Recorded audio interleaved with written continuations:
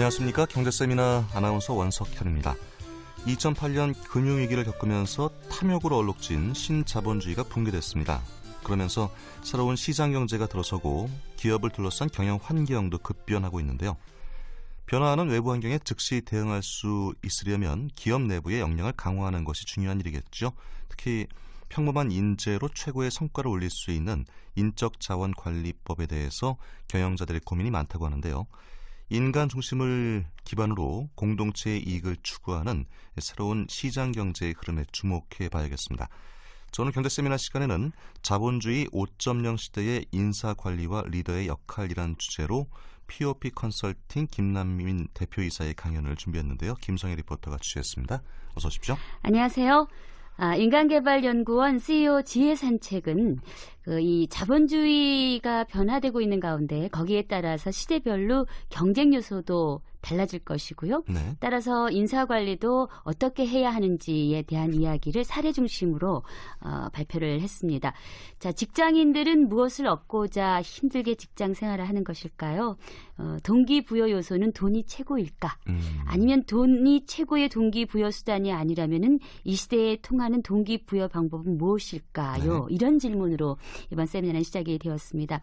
지금 말씀하신 것처럼 기업을 둘러싸고 있는 경영 환경과 사회 환경이 아주 끊임없이 변화되고 있습니다. 변화를 예측해서 이에 준비하고 대응하는 것이 기존의 전략이었지만 최근에는 그 변화를 예측하는 것이 매우 어려운 상황입니다. 따라서 이 변화를 예측하는 것보다는 어떠한 외부 환경의 변화에도 즉시 대응할 수 있는 기업 내부의 어떤 역량을 강화하는 것이 요구가 되고 있습니다. 네.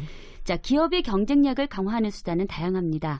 하지만 바로 그 근간은 사람입니다. 인사가 만사라는 말은 네. 어느 시대에도 변치 않는다는 이야기입니다. 그렇군요. 리더십 또한 이제 시대를 불문하고 중요한 요소라는 이야기를 했는데요. 자, 중소기업에서 더욱 필요하게 된 리더십과 인사관리의 중요성에 대해서 여러 사례를 중심으로 이번 세미나가 진행이 되었습니다. 네. 자, POP 컨설팅의 김남민 대표이사의 강연인데요. 자본주의 5.0 시대의 인사관리와 리더의 역할입니다.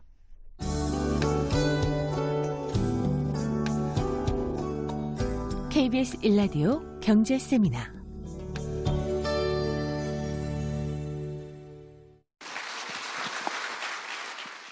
지금부터 이제 말씀드릴 내용은 성과 향상을 위해서 인사관리와 리더십 어떻게 이제 역할을 해야 되는지 좀 말씀을 드린 후에 자본주의가 이제 계속 변화되고 있는데요. 거기에 따라서 시대별로 경쟁 요소가 무엇인지, 그래서 인사관리가 어떻게 해야 되는지 차원에서 또 말씀을 드릴 겁니다.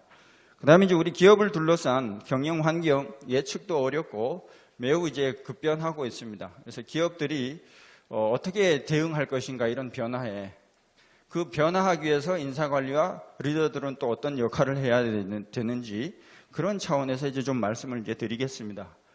경영자 혹은 조직을 이끌고 있는 장, 관리자를 평가하는 기준은 뭘까요? 네, 성과죠. 감사합니다. 네. 성과를 향상시키는 데 필요한 요소는 뭐가 있을까요? 첫 번째 요소는 능력이 있어야 됩니다. 능력이 없으면 성과 못 납니다. 능력 반드시 있어야 되고요. 능력이 있다고 해서 다 좋은 성과가 날까요? 우리 그 회사에서도 여러 직원들이 있지만 그 중에 능력 좀 있는 직원 한번 머리에 떠올려 보시고요. 그 직원한테 아쉬운 부분이 뭐죠? 욕먹지 않을 정도만 노력하는 직원들이 있습니다. 조금만 더 노력해주면 참 좋을 텐데요. 그래서 두 번째 요소는 열심히 노력하도록 해야 됩니다. 그러기 위해서는 노력하고 헌신할 수 있도록 이제 동기부여해야 될 것이고요. 그 다음에 이제 세 번째 요소는요. 아무리 능력을 확보하고 열심히 노력한다 하더라도 꼭 좋은 성과가 나던가요? 작년, 올해 많은 기업들이 다 열심히 노력했는데도 불구하고 기대 이상의 성과를 낸 조직도 있을 것이고 현상 유지한 조직도 있을 것이고 또 예년에 비해서 좋지 않은 성과를 낸 조직도 있을 겁니다. 그 이유는 뭘까요? 운대라고 그러죠. 기회 요인요. 그것도 맞아 떨어질 때 우리는 이제 좋은 성과를 낼 수가 있습니다. 자, 그러면 우리 조직이 성과를 향상시키기 위해서 능력이 필요한데 능력을 확보하는 방법은 뭐가 있을까요? 두 가지입니다. 하나는 채용이고요. 또 하나는 이제 교육입니다.